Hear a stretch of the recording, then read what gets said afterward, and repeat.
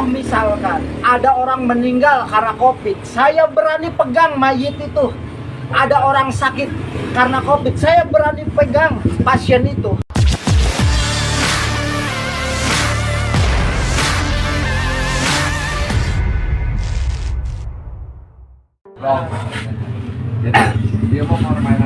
Assalamualaikum warahmatullahi wabarakatuh. Sadulur sadayana. Punten, saya membuat video ini dengan hati yang normal, hati yang sadar, dan hati yang penuh dengan kasih sayang. Kaitan masalah COVID, punten, saya pribadi punten, saya tidak ada maksud memprovokator dan lain sebagainya. Cuman ini mah penilaian saya pribadi aja. Saya punya penilaian terhadap COVID.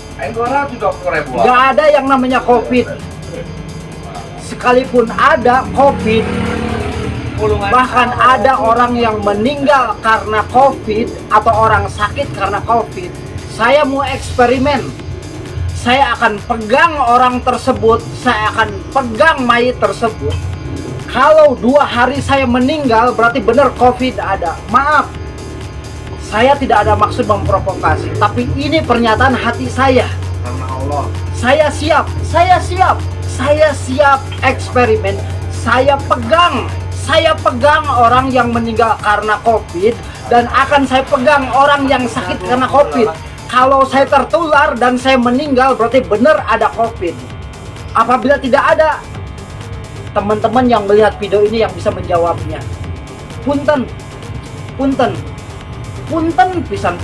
Saya tidak percaya yang namanya ada COVID.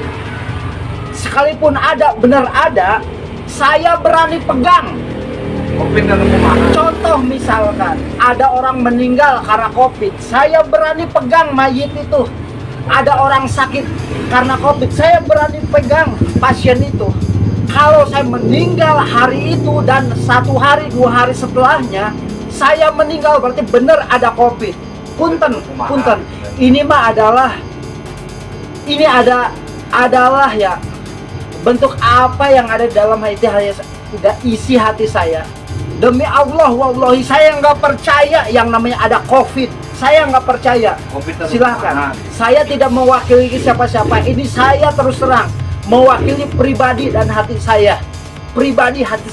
Saya tidak disuruh, saya tidak diolok-olok. Ini mau pribadi hati saya. Saya tidak percaya yang namanya adanya COVID. Sekian dari saya, Asep Sarkamullah.